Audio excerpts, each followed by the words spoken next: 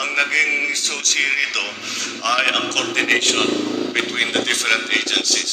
Yun lagi ang mga pinakamalaga because the different agencies were all working together all the way up to the end because ang end consumer nito, DSWD. Kaya mula rito, pupunta tayo doon naman sa pag-distribute nitong nahuling nismuggle na isda. Para ipamigay na lang natin. Dahil sa ganito karami, kung bibigyan natin ang bawat, halimbawa, pamilya, bawat tao, bigyan natin ng tigi 1 kilo, makakapagbigay tayo ng 1 kilo sa 580,000 na tao.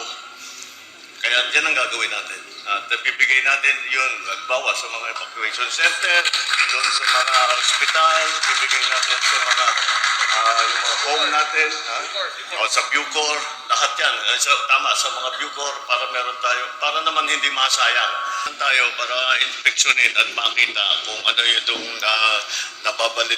balitang balita na nahuli na 21 containers na in-smuggle na mackerel.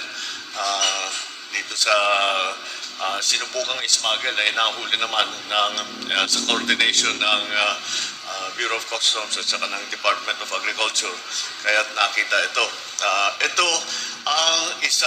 Ito na yung pinakauna na magiging kaso sa ilalim ng ating bagong Anti-Agricultural Sabotage Act. Ito yung Anti-Agricultural Economic Sabotage Act. RA 12022. Wala pong bail ito, walang piyansa. Pag nahuli ka dito, tapos na. Ang problema, walang nahuling tao doon sa Agricultural Economic Sabotage. Ang nahuli, isda. Sinong kakasuhan natin yung isda? Establish the penalties for the following: A. Smuggling agricultural products worth at least 10 million. B. Hoarding more than 30% of inventory during emergency or calamities. C. Engaging in profiteering and cartel activities that inflate prices. Creates that anti-agricultural economic sabotage enforcement group responsible for conducting inspection and enforcing penalties. Ito yung mga penalties: impose severe penalties of life imprisonment and fine for agricultural economic sabotage, at wala pang piyansa. Yung nakakalungkot. Sana may masampulang tao talaga. Anti-Agricultural Sabotage Act na bagong batas natin para patibayin ang sanksyon sa mga sumusubok na pumasok na hindi nagbabayad ng duty, hindi nagbabayad, smuggling. Ini-smuggling nila yung mga agricultural goods. Sinisira ang merkado dito sa Pilipinas, pinagkikitaan ng tao, wala namang bumabalag sa... Magandang umaga, Baseco! Mapalad naman yung taga Baseco, Tondo. Sila palang una nakatanggap ng libreng isda galing sa smuggler. Sa mga kasamahan po natin sa paglilingkod sa ating bansa, sa ating po mga kabarangay dito sa Baseco, kasama po mga kanila, mga barangay council, sa pong magandang umaga.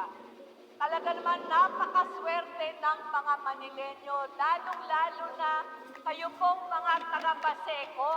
Dahil personal po tayo dinalaw ng ating minamahal na Pangulo para naman makapag-abot ng kaunting pagsasaluhan ng inyong mga pamilya pag-uwi nyo sa inyong mga tahanan.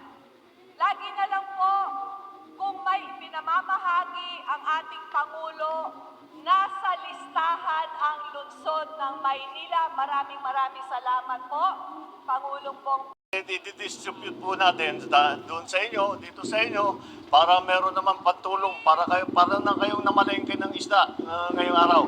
Meron na kayong tigalawang kilo, di ba? 2 kilo. Oo, tigalawang kilo. O di, kaya naiba,